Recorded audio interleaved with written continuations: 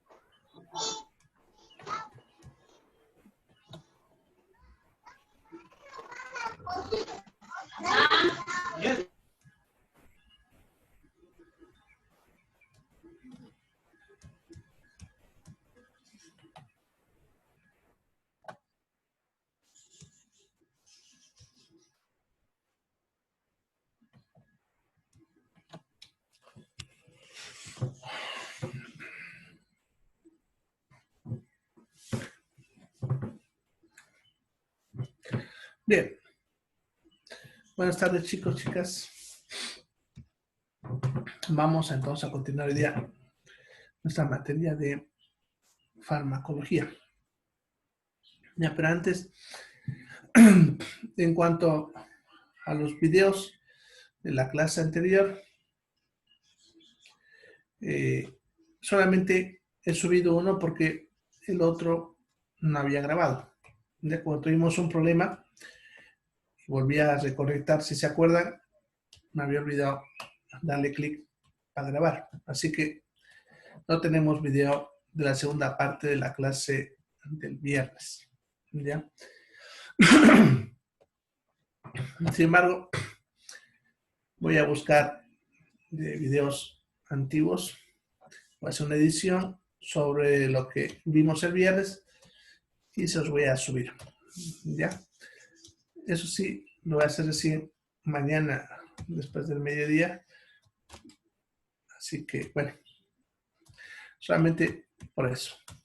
¿Ya? Bien, entonces continuaremos donde nos habíamos quedado. Ya habíamos quedado viendo farmacología del aparato cardiovascular. ¿Ya? Habíamos visto en la anterior clase los cardiotónicos. ¿Ya? Vamos a ver ahora los antiarrítmicos y luego los antihipertensivos. Bien, en cuanto a los antiarrítmicos, como pueden ver, solamente los menciono, ya que muchas de estas drogas pertenecen a otros grupos y lo vamos a estudiar en los otros grupos como corresponde. Por ejemplo, la lidocaína, como todos ustedes saben, es un anestésico local. ¿Ya? Pero se usa también por vía endovenosa para ciertas arritmias. Ya la quinidina, por ejemplo, es un antipalúdico. ¿Ya? Así que vamos a estudiar con eso. La fenitoína es un anticonvulsivante y vamos a estudiar en ese lugar, ¿no? En ese tema. Ya, propanolol, metoprolol, sotalol, atenolol, esos también lo vamos a ver en este mismo tema porque son antihipertensivos. Ya, así que para no estar repitiendo, solamente acá los menciono. Ya, se van a usar para arritmias dependiendo de cada una de ellas, diferentes tipos de arritmias. Ya, y eso se va a aclarar cuando veamos la droga de forma más específica. Bien, entonces veremos los antihipertensivos. Las drogas antihipertensivas son drogas que vamos a usar para bajar la presión arterial en pacientes hipertensos. ¿Ya?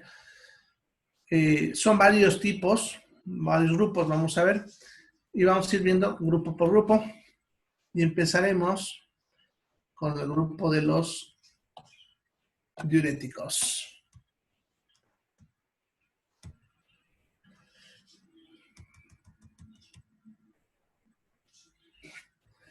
Bien, entonces los diuréticos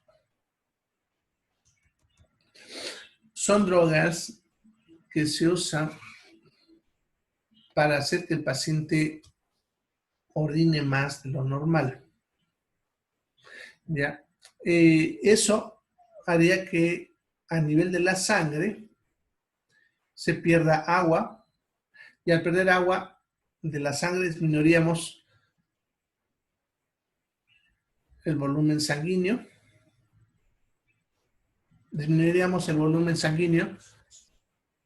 y de esa manera bajaremos la presión arterial. Es su principal indicación. Sin embargo, también se usan para tratar edemas, que es cuando el cuerpo retiene agua en algún tejido, ¿no? Como en las pies principalmente, dependiendo de la causa. En patologías como los ACVs, que eso es, por si acaso, accidente cerebrovascular, que ahí entrarían las embolias, los derrames, y este TEC significa traumatismo encefalocraneano, que eso es cuando uno se golpea la cabeza. ¿Ya? Sucede que en esas dos patologías el cerebro se inflama y se hincha, ¿no? Llenándose obviamente de agua, y se usan estas drogas para deshidratar un poco el cerebro, así se deshincha y evitamos que esa hinchazón del cerebro cause más daño. Bien, en algunas intoxicaciones, cuando queremos que la droga que ya se absorbía en la sangre se elimine más rápido. Y cuando necesitamos hacer corrección hidroelectrolítica, que eso lo hacemos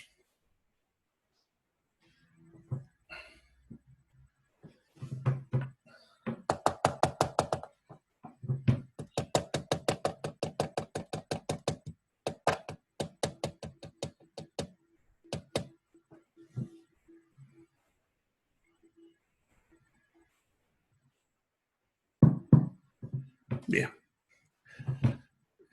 Eso lo hacemos cuando el paciente tiene alguna alteración del sodio o del potasio. Lo que pasa es que los diuréticos, ya van a ver, hacen que perdamos más sodio o más potasio, dependiendo del tipo de diurético. Entonces, en pacientes que puedan tener acumulación de estos electrolitos, se pueden usar los diuréticos para que los boten más rápido. ¿Ya? Bien, entonces en eso se usaría. ¿Ya? Bueno, en cuanto a la hipertensión arterial, que es lo que estamos viendo ahorita, generalmente se los usa solamente cuando el paciente no responde al tratamiento de otras drogas que vamos a ver ahorita, o en casos de crisis hipertensivas que no responden a otras drogas. Generalmente se las usa asociadas a otras drogas antihipertensivas. No se las suele usar solas, ¿ya? Cuando es para la hipertensión arterial. Bien, vamos a ir viendo los diferentes tipos y vamos a ir aclarando esas situaciones. Bien.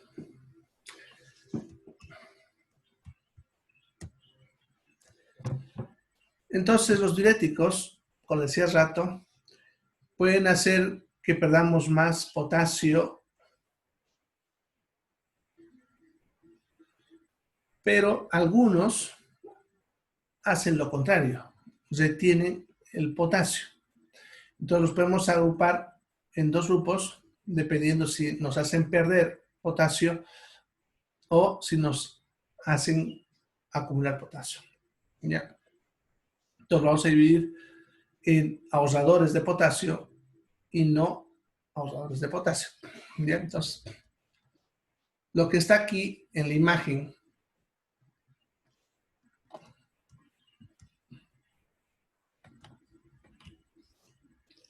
mira, lo que está aquí en la imagen con asterisco es la espironolactona, la amilorida y el trietileno. ¿Ya? Esos tres son los ahorradores de potasio. ¿Ya?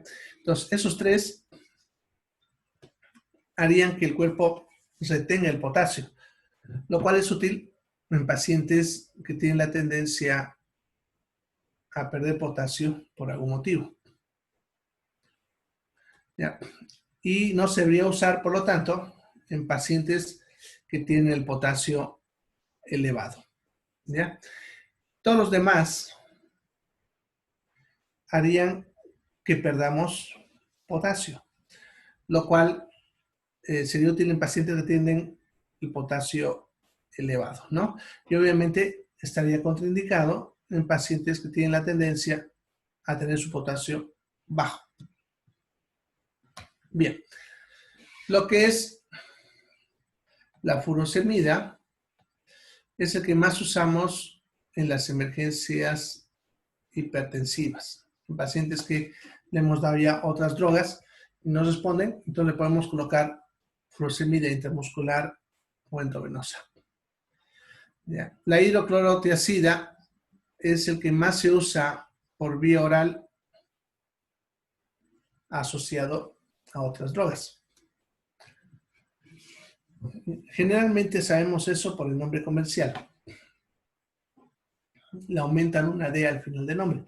Ya, por ejemplo, el enalapril, que es una droga que vamos a hacer ahorita, ya, como nombre comercial, por ejemplo, tiene Lotrial, ya, Enalten, ya, pero cuando en la misma tableta viene hidroclorotiazida, se le aumenta la letra D, ¿no? Lotrial-D, Enalten-D. Entonces, si ustedes ven que viene con la letra D, es que viene asociado a hidroclorotiazida. ¿Ya? El mannitol es el que más se usa para los accidentes cerebrovasculares o el traumatismo encefalocraneano. ¿Ya? Para lo que les mencionaba cuando es el cerebro. ¿Ya? La teofilina, si bien es un diurético, ¿se acuerdan? Más es un broncodilatador, ¿no? Cuando vimos farmacología de aparato respiratorio. Y la cafeína también es un diurético, pero no lo solemos usar con ese fin, ¿ya? Pero está ahí porque lo pudiésemos usar en alguna circunstancia.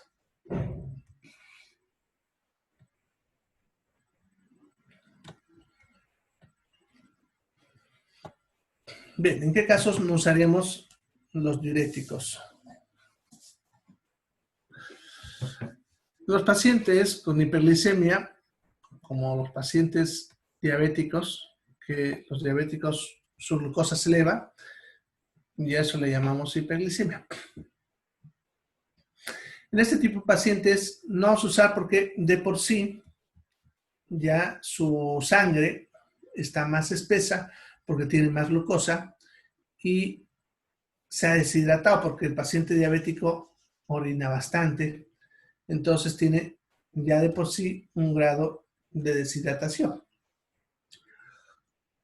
Si nosotros damos esta droga, lo deshidrataríamos más y pudiésemos poner en riesgo al paciente.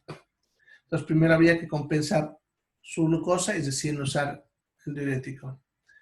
Pacientes que tengan problemas de calcio, ¿no? Como osteoporosis, osteomalacia, hipocalcemias,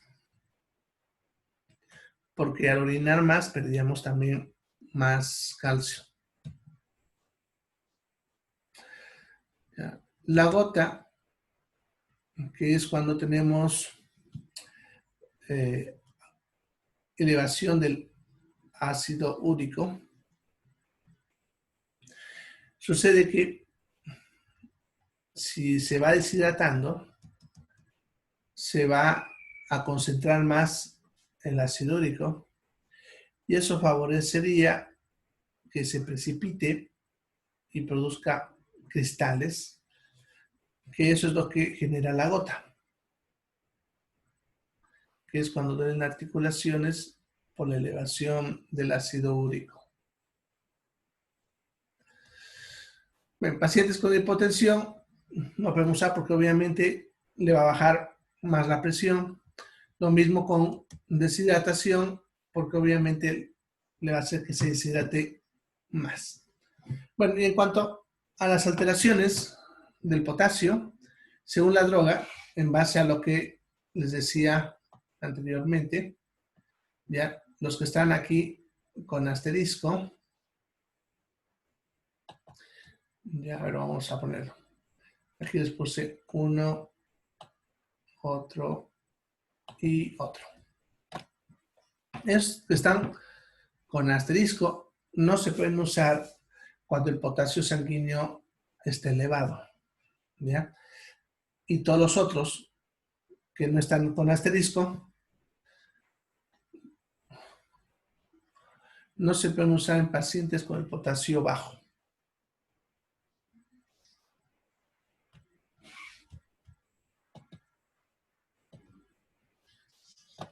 Bien, en cuanto a los efectos adversos, lo que más suelen producir son justamente las alteraciones del sodio y del potasio, y principalmente del potasio. Ya los que son perdedores de potasio, como la furosemida y la hidroclorotiazida, van a hacer que el paciente le dé hipopotasemia, que eso es el potasio bajo. Y los ahorradores de potasio harían lo contrario. Incrementaría nuestro potasio sangre. Bien, otras cosas que pueden producir es hipomagnesemia, que eso es cuando perdemos magnesio, hiperglicemia, que eso es cuando perdemos agua y la glucosa se concentra más, lo mismo que la hiperuricemia, que es cuando se acumula ácido úrico, y también la hiperlipidemia, que es cuando se acumulan las grasas. En estos tres, no es que ellos aumenten, sino que hemos perdido agua y eso hace que la concentración aumente. ¿Ya? Bien, pueden producir náuseas, vómitos, diarrea con muchas drogas, lo mismo que cefalea, mareos, vértigos.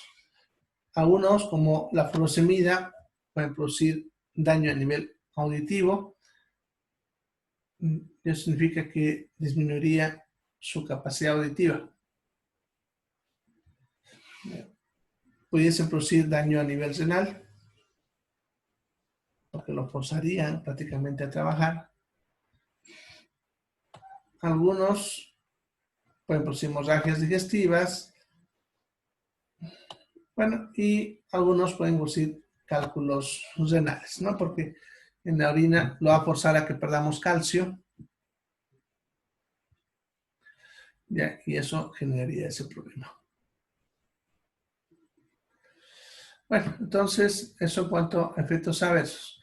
En cuanto a precauciones de los diuréticos, más que todo hay que vigilar al potasio, ¿ya? Porque si bien altera el sodio, el magnesio y el calcio, sus alteraciones no suelen ser peligrosas o no poner en riesgo la vida del paciente. En cambio, el potasio sí, ¿no? Como tenemos muy poquito, cualquier pérdida o cualquier elevación pudiese generar alteración de la función cardíaca y eso puede llevarnos incluso a un paro. Entonces, en pacientes que usan por tiempos prolongados, sería más de 15 días, deben hacerse controles de su potasio sanguíneo hasta conseguir una dosis adecuada que le funcione y que al mismo tiempo no le haga perder mucho potasio. ¿Ya? Bien, esos serían los diuréticos. ¿Alguna pregunta sobre los diuréticos?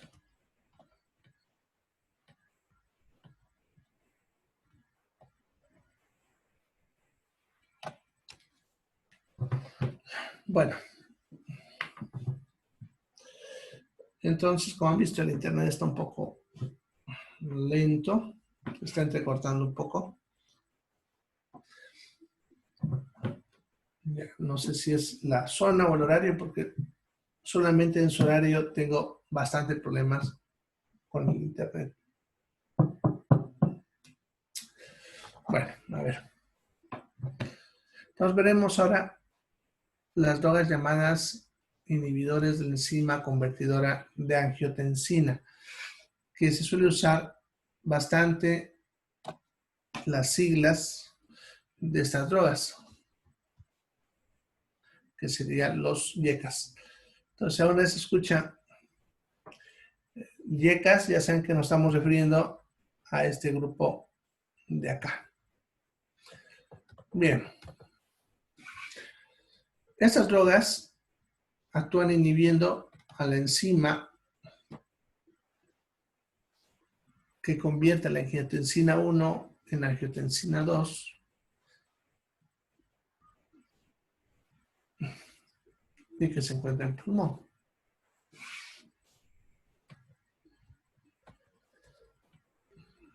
Bien, ¿cuáles son? Como ven, son esas de ahí, de las cuales la más conocida es el famoso enalapril. Bien, no solamente es la más conocida, sino que es la que se suele usar por primera vez en el tratamiento de todas las personas. ¿Ya?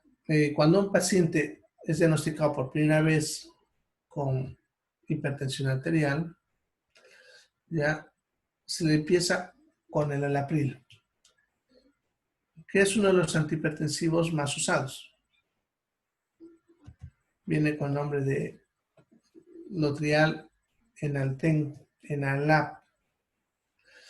¿Ya? Bien, el captopril, el siguiente, es el que actualmente se indica para el tratamiento de las crisis hipertensivas. ¿Ya? Eso es en pacientes que su presión suele ser normal y que a veces se les sube de golpe produciendo síntomas, lo cual hace que llegue a la emergencia. Y entonces le vamos a colocar captopril, que suele venir en tabletitas para sublingual. Entonces, se le coloca una tabletita bajo la lengua, esta se deshace y hace su efecto rápidamente. ¿Ya? Entonces, el enalapril es el más usado para el tratamiento prolongado y captopril para las emergencias. Bueno, los otros son alternativas que se suelen usar si el paciente por algún motivo no puede usar una de estas dos, ¿no? Como el lisinopril, ramipril, benesepril o fosfinopril. Ya tal vez el lisinopril, perdón, es el más usado. Bien, en cuanto a efectos adversos, uno de los principales efectos adversos es la tos. Y a algunos pacientes incluso hace que tengamos que cambiarle la droga porque les suele producir crisis de tos tan incómodas que los pacientes a veces no pueden estar tranquilos y necesitan cambiar la droga. Cuando este efecto adverso aparece, siempre hay que descartar de que el paciente no tenga otras enfermedades respiratorias como faringitis, amigdalitis o neumonías u otras antes de cambiar la droga.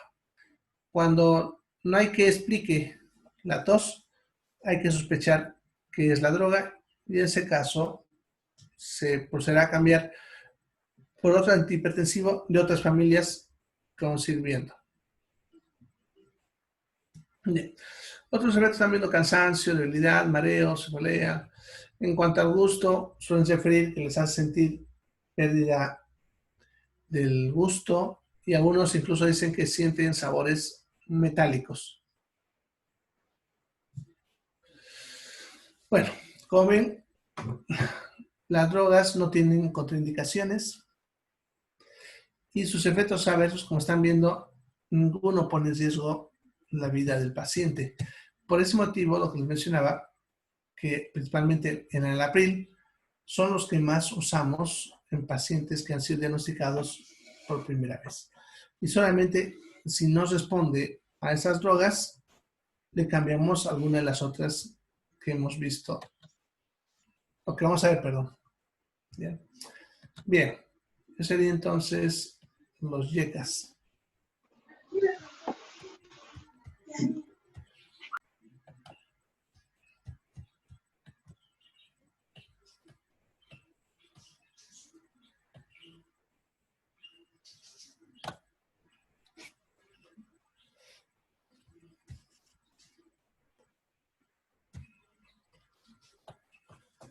Bien. El siguiente grupo de drogas que vamos a ver serían los beta bloqueadores.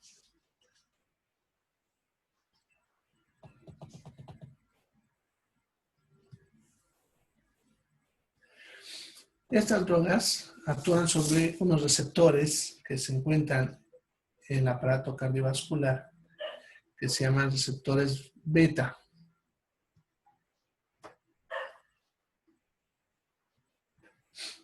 Ahora, estos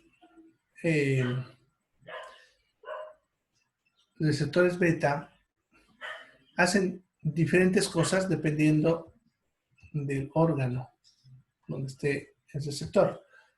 En este caso, lo que nos interesa es que estas drogas van a actuar en dos lugares. Ya, en el corazón hacen que baje la frecuencia y a nivel de los vasos sanguíneos producen vasodilatación, lo cual haría que la presión arterial empiece a bajar. ¿Ya? Bien, pero también como hacen que el corazón lata más lento,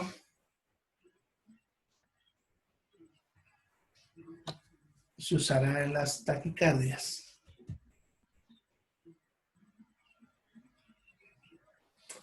¿Ya? Es por ese motivo que está también clasificado como antiarrítmicos. Lo que les decía hace ratito, en los antiarrítmicos, si volvemos a ver, que se los menciona.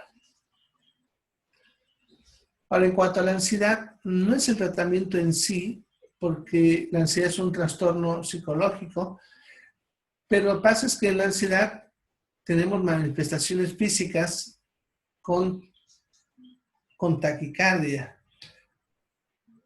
Entonces, el paciente que está con taquicardia, al dar esta droga, desaparece ese efecto. Entonces, no es en sí el tratamiento para la ansiedad, pero sí para uno de los síntomas de la ansiedad. Tenemos, como ven, el atenolol, propanolol, metropolol. Perdón, ¿ya? Metropolol. Ya hay otros más, pero ya dentro de desuso. Estos son los que todavía se están usando. Ya, principalmente el atenolol. Bueno, estas drogas, como actúan sobre el corazón, haciendo que baje la frecuencia cardíaca, entonces no se puede usar en bradicardias, ¿no? Porque si el paciente, su frecuencia cardíaca ya está de por sí baja, y si damos esto y baja más, entonces estamos en riesgo de que haya paro cardíaco. Entonces no se puede en pacientes con frecuencia cardíaca baja. En cuanto al shock y la hipotensión arterial, ya empeoraría esa caída de presión arterial. Por lo tanto, no se aconseja en pacientes que están con hipotensión shock. Acuérdense que decía que también son antiarrítmicos y se pueden usar en pacientes con taquicardia. pero el problema es que en el shock, el paciente tiene la presión baja y tiene taquicardia. ¿Ya? En este caso, por ejemplo, no se puede dar porque si bien va a hacer que el corazón baje la frecuencia, eso también haría que la presión arterial baje, empeorando el estado de shock. ¿Ya? Bien, no se puede usar en pacientes que tengan trastornos graves de circulación, ¿no? Como varices severas, trombosis u otras circunstancias en las que sus vasos sanguíneos no están funcionando bien, como en pacientes diabéticos, por ejemplo, ya que empeoraría ese problema, haciendo que de repente el paciente empiece a presentar tejidos con isquemia e incluso pueden llegar a la necrosis. En cuanto al asma, bien, acá hay un dato interesante. Estos son beta bloqueadores. Los que hemos visto en el asma, como el salbutamol o el fenoterol, son drogas contrarias a estas. ¿Ya? Fíjense, van a bajar la presión, van a disminuir la frecuencia cardíaca y a nivel de los bronquios los cerrarían. En cambio, las drogas como el salbutamol harían todo lo contrario.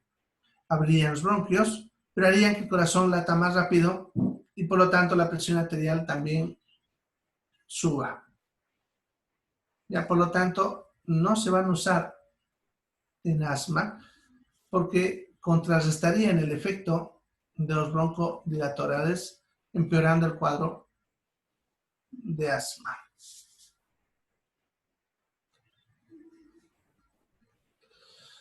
Bueno, también actúan a nivel metabólico, haciendo que el hígado bote menos glucosa hacia la sangre.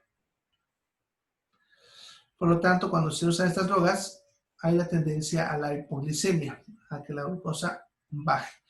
Si el paciente ya de por sí tiene esa tendencia, como por ejemplo personas que ayunan, personas diabéticas que están comiendo menos lo normal, o que están haciendo dietas para bajar de peso, y entonces van a comer menos, son pacientes con tendencia a la hipoglicemia. Y no les vamos a dar estas drogas porque pudiesen hacer que su glucosa se baje más.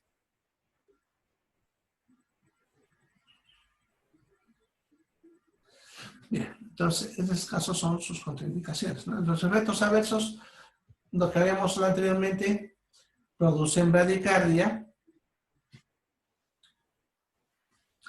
lo cual, cuando llega a ocurrir, se debe suspender la droga y cambiar a otros antihipertensivos. ¿Ya? A lo que es la palidez y la frialdad, principalmente en la punta de los dedos de las manos y los pies, son efectos adversos muy frecuentes y solamente son incómodos, no justificando que se lo cambie a otra droga, a menos que para el paciente sea muy molesto. Realmente suelen aparecer entre unos 15 a 20 minutos después de haber consumido alguna de estas drogas. Ya, puede que el paciente tenga fatiga, náuseas, vómitos, diarrea. Y lo que le decía hace rato, ¿no? La tendencia a la hipoglicemia puede hacer que su glucosa se baje. Bueno, entonces con estas drogas, si bien es necesario controlar la glucosa, pero se debe estar pendiente de este aspecto con esta droga. Principalmente si el paciente es diabético o tiene, como dice ahí,